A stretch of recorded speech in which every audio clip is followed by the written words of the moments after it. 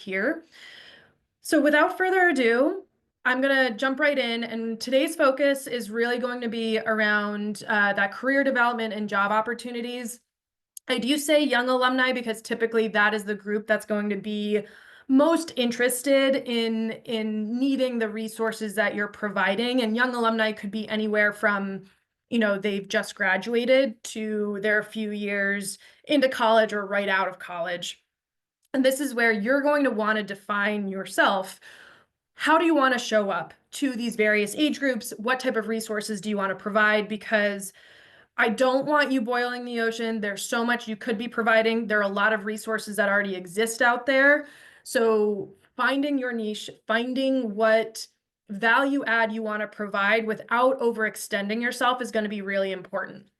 So on today's call, and let's see if I'll be able to move to the next slide. And if people can't see my slides or anything, just let me know. But we're going to be focusing on 4 key areas of that career networking job space. One is pure just resources themselves. The next is a business directory, followed by internships and jobs. And lastly, where do those alumni volunteers in that mentorship space fit? Mentorship, I should have added an asterisk there because I do have a hesitancy of using that word, which I'll get into in a little bit. But we're going to be focusing on these 4 categories when it comes to supporting these young alumni. And the intent is your takeaways are, what do I want to actually do? What's feasible to do now versus grow into, and what do you think your alumni actually want from you? Because I don't want you to be doing a whole lot of effort if you haven't gotten the feedback that this is something they're seeking. So that first thing is career resources. Don't recreate the wheel. There are a bunch of resources out there that already exist. And so what you want to do is, how are you trying to help your young alumni? Are you supporting them in the internship space? Are you supporting them for, first job change? What might someone new to the job hunt need to know? So this is it how to write a resume? What is a cover letter? How do you write a cover letter? There's a lot of information, and then also templates you can be providing. But as I said, from a resource perspective, a lot already exists out there. And we actually already have a content hub. I will link to this, and I'm going to click out of sharing the full slide and go directly into our content hub. These are resources of how to write a resume with a full detailed information, and you can actually download this and brand it to your institution.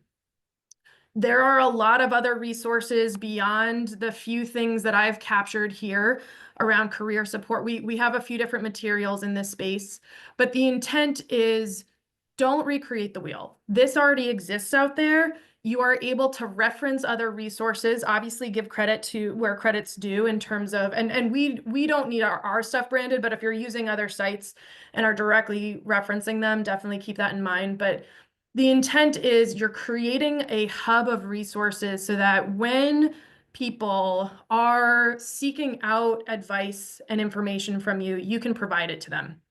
Now, as you can see, I have career support on one side. Our content hub offers other things like financial awareness, like how to choose a major in college, things like that. But from a career side, there's some baseline things that are agnostic to industry. A resume is a resume. A cover letter is a cover letter. Yes, you can tweak it slightly, but bottom line, it's going to have the same intent. And that's where what you just need to do is come up with that list of, what do you want to offer?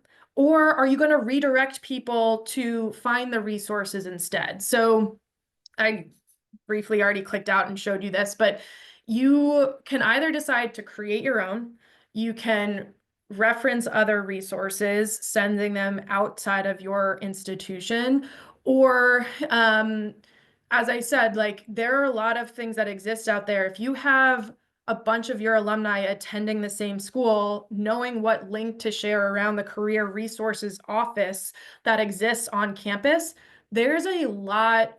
There are full departments that colleges have that independent schools might not have. And that's where you can actually support in redirecting people of where they can find information if you can't provide it yourself. And that's not a negative against you. It's showing that you are promoting their access and their needs without needing to create anything yourself.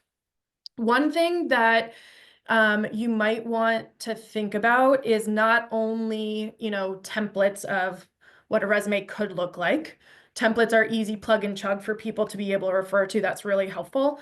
But you also might want to clarify terms, the difference between informational interviews versus job interviews. What are some best practices of how you should dress? How do you know what to expect from what are you supposed to do in an interview? Not only is it preparing for it, but it's the follow-up thank you. It's preparing to have questions. Consider the young alumni base never having experienced this before. Providing them a full package of understanding is going to make them feel more prepared. So that resource hub, what you want to think about not only is the content itself, but how are you providing that information to them?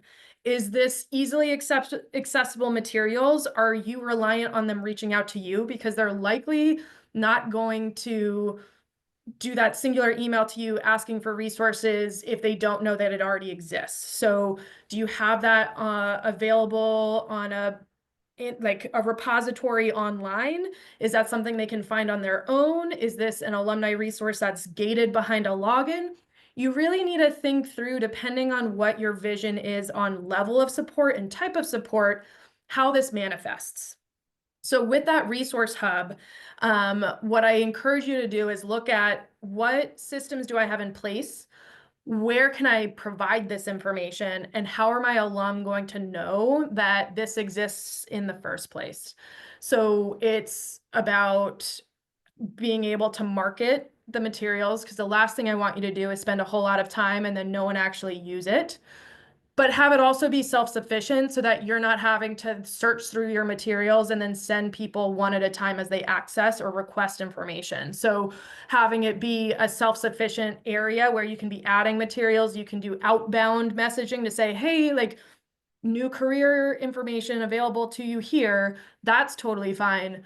But what I don't want you to have to do is one-offs and requests, because it's going to go out to fewer people. Fewer people are going to even know that it exists as an option. And in terms of bang for your buck and resource, like, your time is precious, so use it to try and have this be an offering across the board. You might also think about some of these resources might be relevant to your older students who are thinking about doing an internship during their summers. And so having it so it's not gated, but seen by parents, knowing that you are providing resources as well, it is a value add to them to see that you're supporting their current student and their student as they become an alum.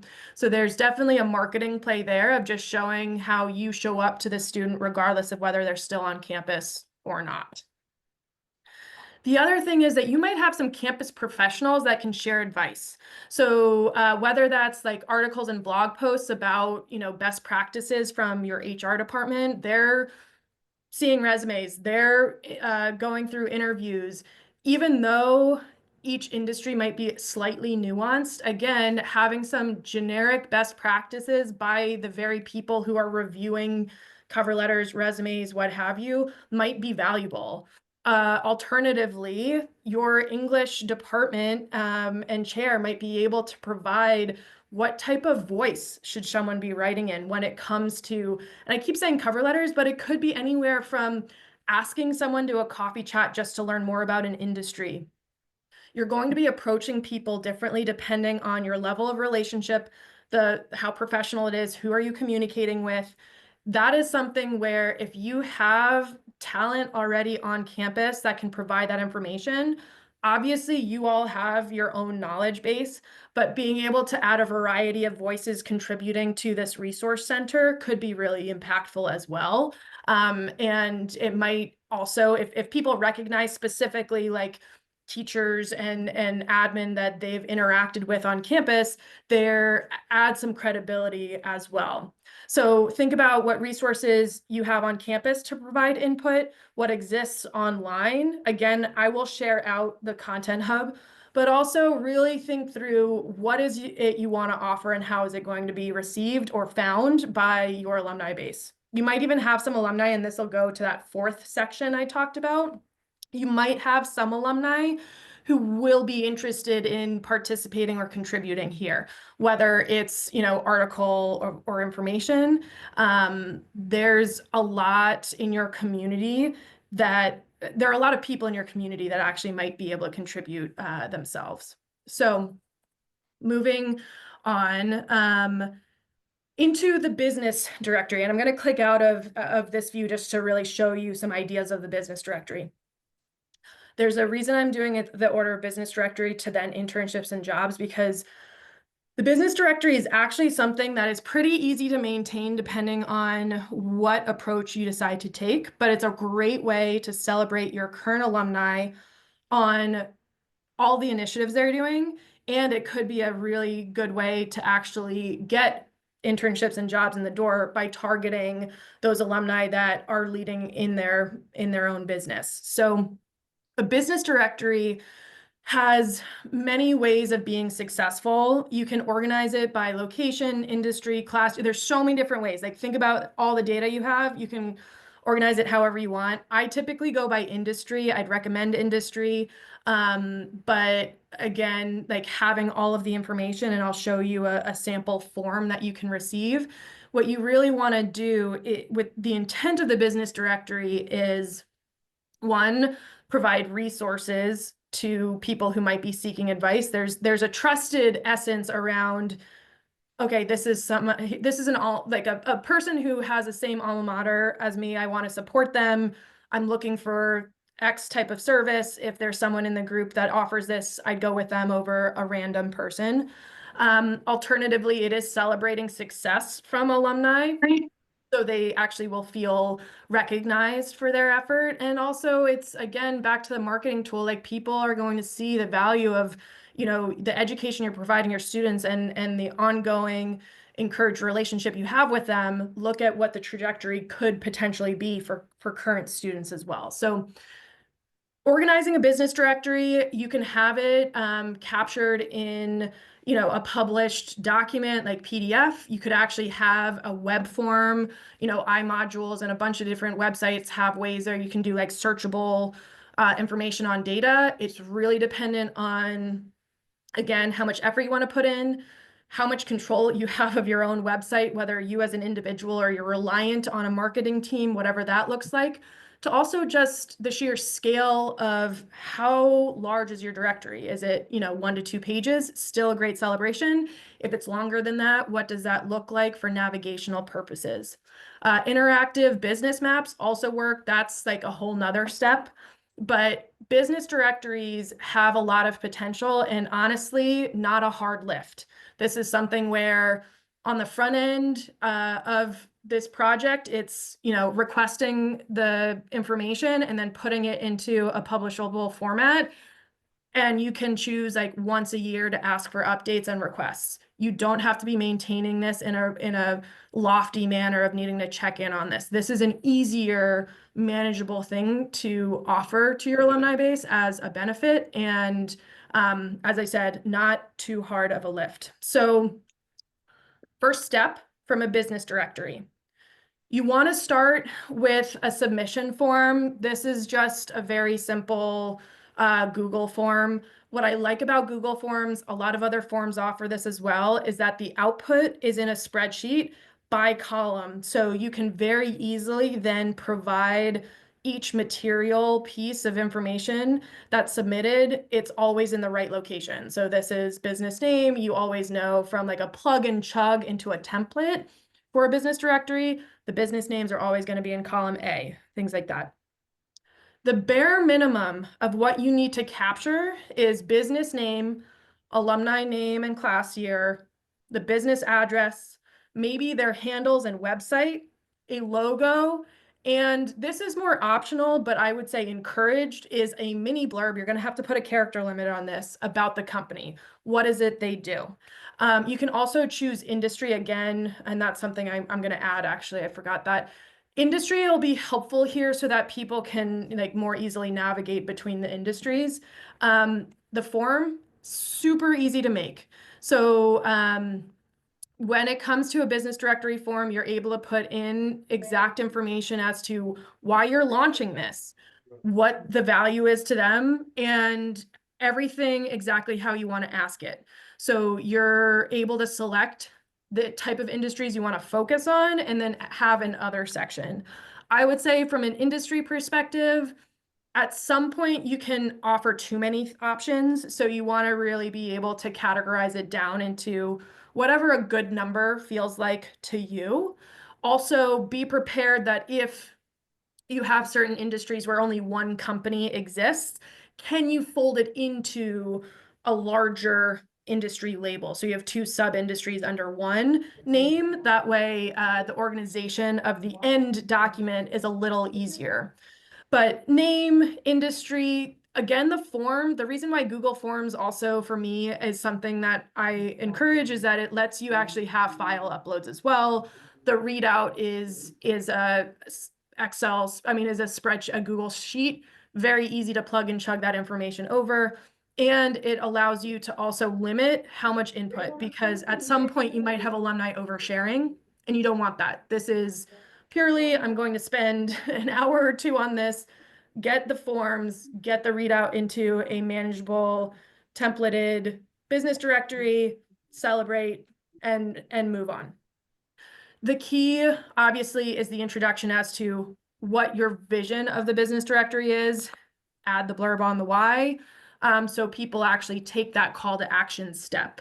And if this is where you might have questions of like, I'm not an owner, but I am like high up in this company, that's where you should figure out what your definition of a business directory is. Does someone need to be purely the owner to be profiled on a directory like this? Decisions that your larger team have to decide. It might also have to do with, level of how many submissions you have. You don't want to upset alumni, obviously, but it's just something to be aware of. So we are back to the presentation here. So first step on a business directory is just get the input. Have it be in whatever form you're receiving it in, have it be organized so you're not having to fumble around where it's the whole reason why you have like a form is that you're separating stuff out. You don't want to have one submission be just the Hey, company how are name. you? Good. I was having to talk to you And because I was everything with Kathy else. last night, and she was So asking hold me, on one she second. asked I'm me, just she was gonna asking me, did I get mute the, some people. So the key is that with the input, separate out the different types of material you want so it's easier to organize. Now onto organizing itself. There are so many ways to organize a finished directory. In this example, I'm going to show you like what a PDF version could look like. Obviously, I did a whole bunch of copy and pasting just to show you that you can actually make a PDF so it links from like a content, like a table of content page on top to a certain location on another page. So if you have a navigation tool of I want to see everyone in law, you can hover over law, click it, and it's going to bring you to the page in the directory that has that law category and industry. So with a business directory, you're able to make it personalized to your institution. You can organize it the way you want to. So I'm moving over to what this looks like. I have, for some institutions, literally just pulled together a PowerPoint that's editable because it's a table in here. And by doing that, it means that you don't even need to have extra special technology or editing tools or a marketing department to be able to do whatever. What we try and do at Wavelength is like most common denominator of most people have PowerPoint, and you can save this into a PDF visual. But the intent is that you have multi pages with all the industries listed out, some with logos, some without. It's very organized in terms of this, like all of the information you received from the form you had people submit from. And it's capturing the alum and celebrating the alum, what year they graduated, and actually promoting the business as well. So there's so many ways you can format it. This is just one. But again, I just wanted to share some examples for the purpose of actually having like a web form. I'm just showing my alma mater. A lot of people have like web submissions like this. And sorry, it's not submissions because this is more of a filter field. So you start with, I'm navigating to an alumni directory form. I am looking for someone in this category. You click the category, or I'm looking for this person or this name, and you press submit, and then that business will load up. So again, it depends on volume of how many submissions you have in total, depends on your website capabilities, whether you want to be managing that, all of those questions. There isn't a right answer. It's more just what fits into your organization.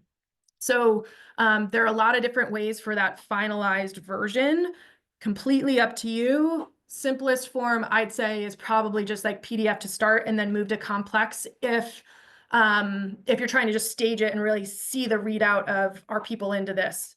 The next step after that is, how are you going to share it out? So first step is you're emailing your alumni base, asking for submissions. Second is formatting it. Now what you need to think about is, how is this being shared out? Is it linked from your website? Is this actually gated behind, so it's only an alumni feature, so people can request it, or you have to be logged into your alumni portal? So we have some schools who just have it behind our gated alumni portal on Wavelength. And then others, it's public facing, so anyone can have access because you're just promoting alumni who've already opted to share this elsewhere. From a physical form perspective too, you could actually have, like, if you're having career days, if you're, well, whatever type of alumni events you're having that might be relevant to industry, to career, you could actually have a formal, nicer pamphlet of the published businesses there as well. So once you've received the forms, finalize the document, it's similar to career resources. How is it going to be managed and maintained and held in place? Online, offline, both. Again, sharing this out, the next step is actually saying, hey, this exists. The maintenance side, I would say, don't worry yourself, have that be a checklist once a year to be able to remind people. And what you can actually do if you do a PDF version is at the very bottom saying, like, hey, do you have your own business? Email X to be able to be added to the next publication, something like that. So we've talked first just basic resources, then you've got the business directory.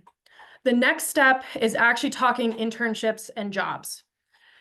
The reason why business directory comes first is that that is actually a base of people. You could create an email list of just those businesses to say, hey, we're launching a job board. We'd love to, support you all. Do you have any openings that you want to share? Or do you have any internships? So you, by capturing the business directory, already have a short list of people who might have opportunities for your younger alumni base to participate in. Beyond that, your local community, you've got parents, your school yourself is going to have potential job opportunities. The internships is another question. So what you really want to focus on here is how are you going to be engaging in offering opportunities?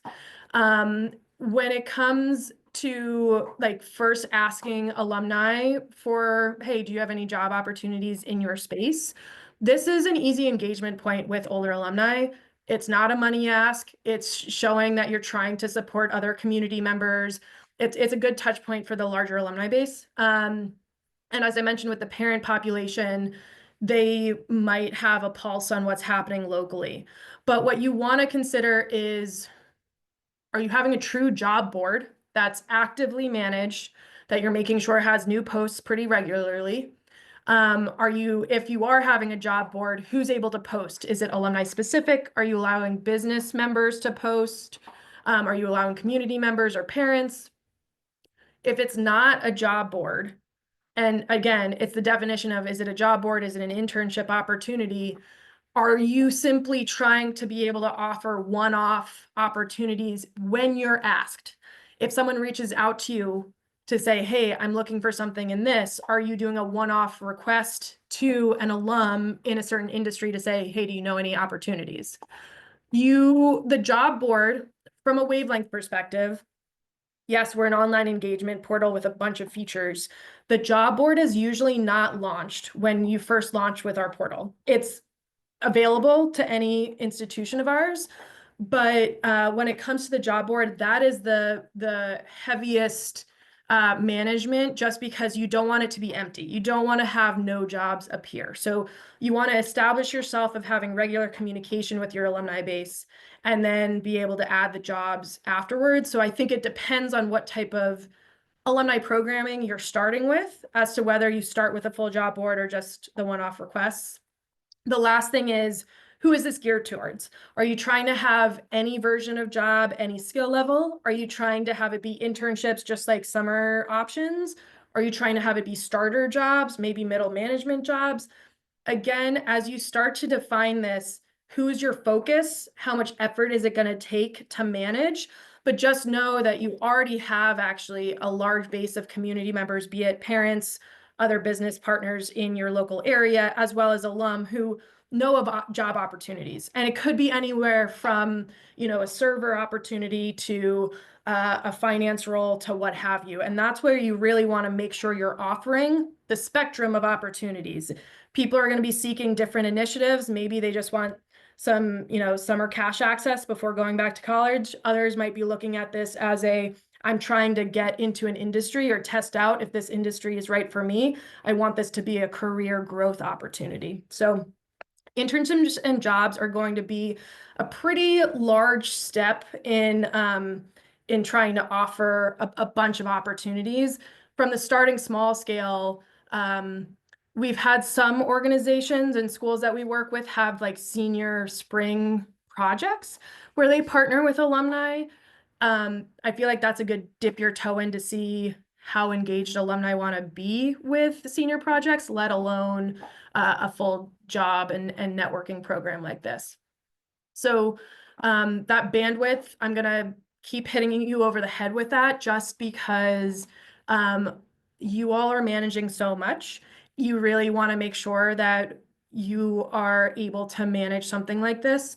There is a scalability side where, step 1, step 2, step 3 to grow to this stage. And that's where you're taking baby steps. And we've done some project management presentations in the past. Happy to walk you through how to stage that and strategically grow to a full job board. Job boards can be really, really successful. It just, again, depends on the resources you have. If you aren't supplying a job board, there are alternatives. So you can actually be sharing other resources, like we ourselves don't have this information. Here are a few places that you can look instead. Again, resources exist out there. It's up to you on really the message that you want to set on when are you to be approached versus when is there outside help elsewhere.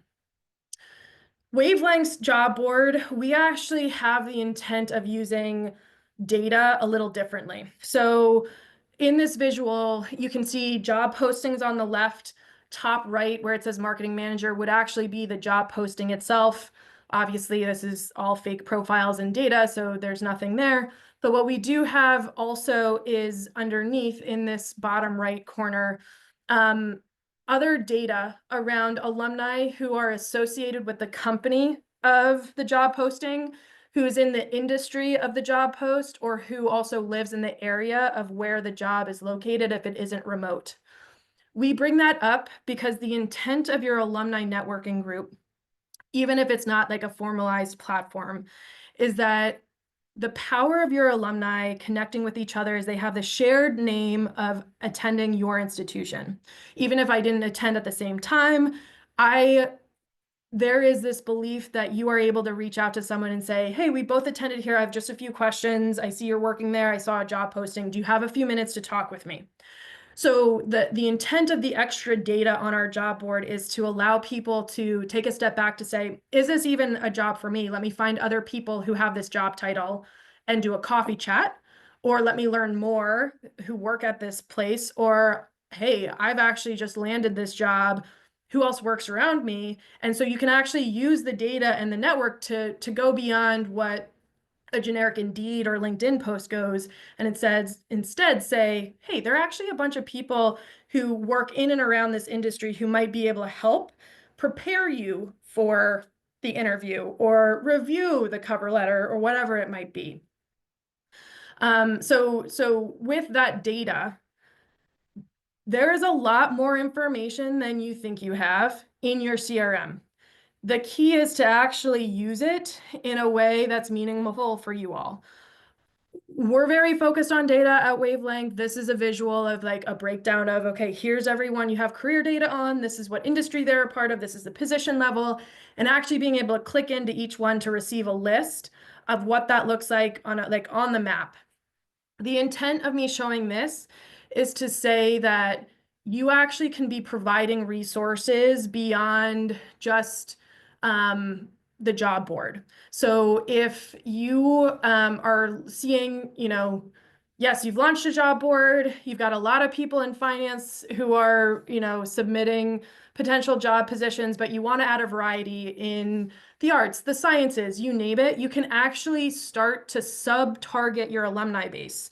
Again, that personal outreach means a lot, but you could easily target just a subset of people saying, hey, we've launched this job board. We want to expand the jobs to offer a wider range. You work in journalism. Are you aware of any starter roles in your company or some of your other peer competitor companies that you'd be willing to post here? We want to encourage a variety of options to our young alumni base. That is the intent of your data.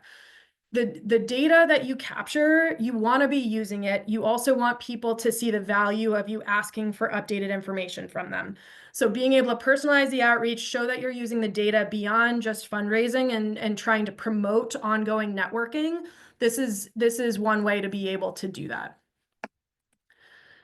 So with that in mind, that's actually a good segue into the alumni as volunteer space, because you could be focusing on bringing these industry leaders in.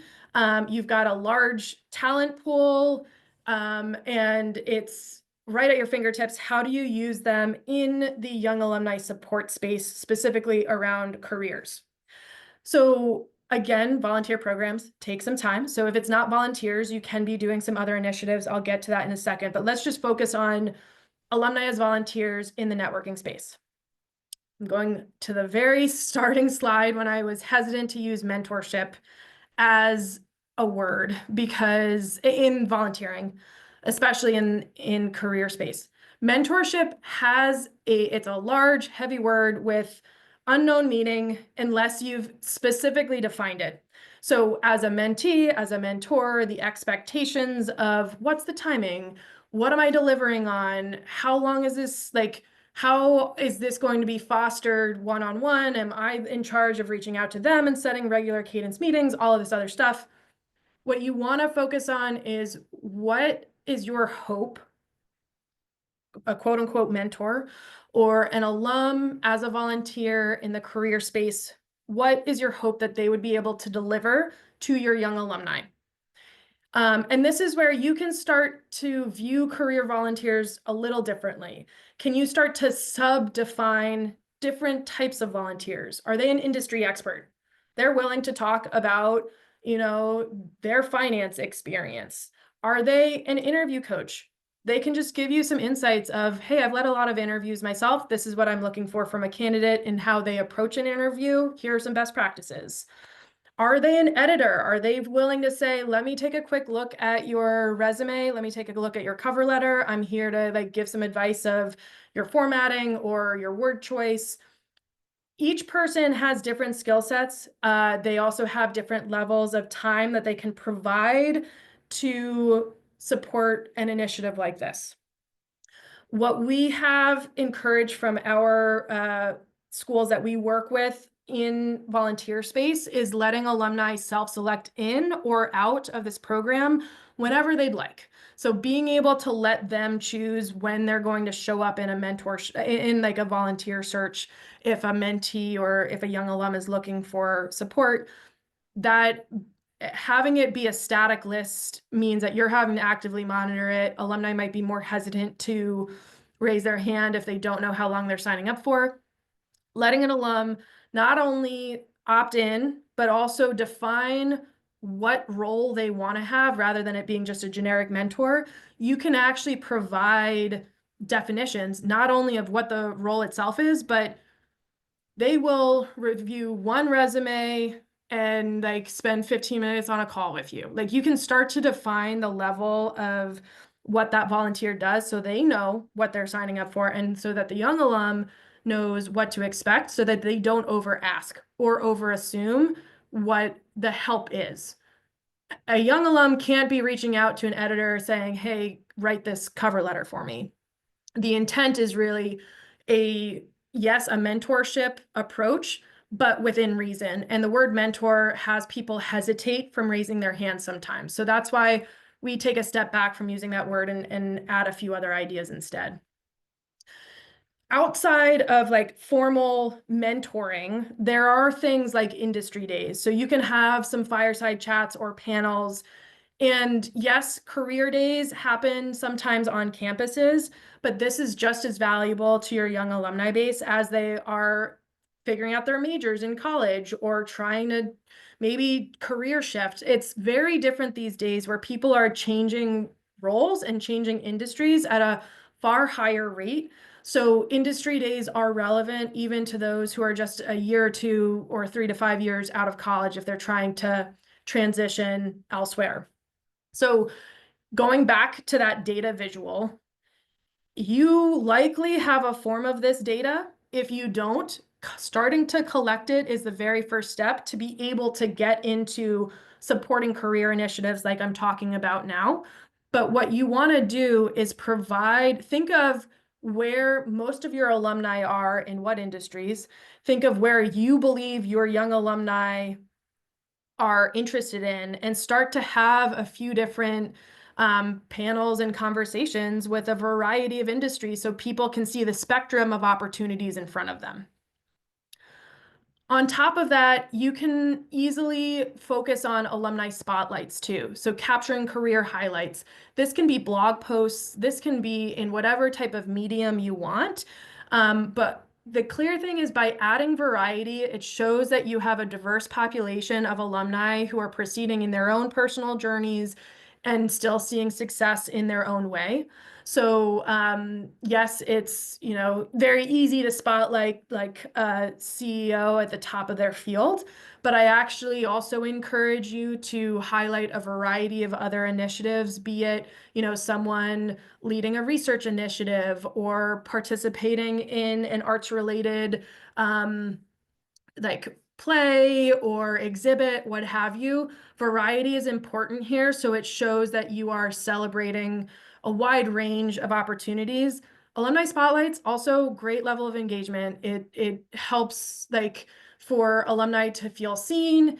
Again, as you engage more with alumni, it helps with future fundraising. Fundraising is a topic we always kind of discuss sort of on the side, and we'll have some more roundtables on fundraising itself. But the whole point is to develop strong relationships and show value add so that the fundraising comes a lot more naturally.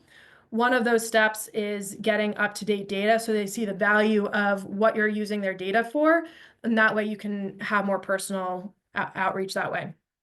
So we've talked career resources, we've talked business directory, internships and jobs, and alumni volunteers.